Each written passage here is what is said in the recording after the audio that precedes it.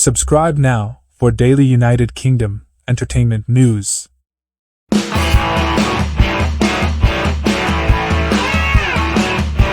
The Jinx, Part 2 revisits Bombshell Robert Durst hot mic confession. Durst's killed them all. On-air moment to end the 2015 HBO docuseries was just the beginning.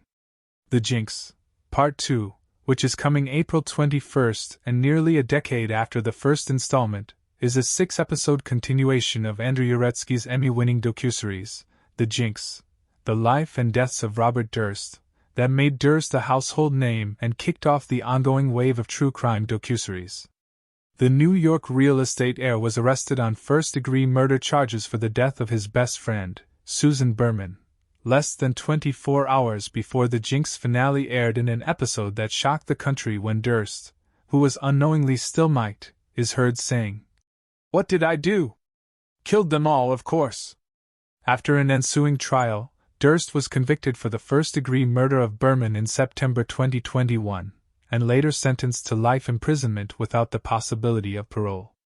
In January 2022, Durst died of natural causes in a hospital outside the California prison where he was serving his life sentence, at age 78.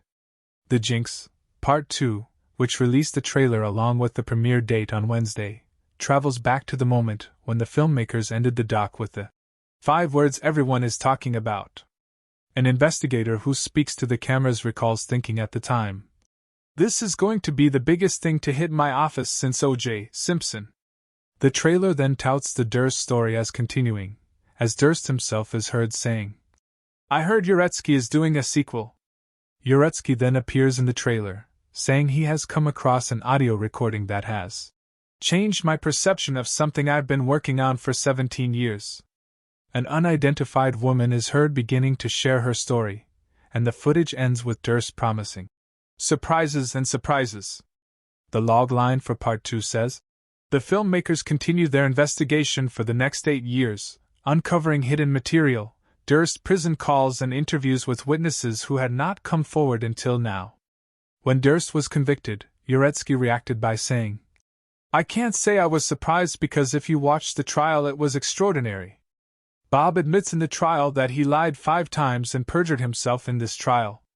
He also admits that he lied in his prior trial.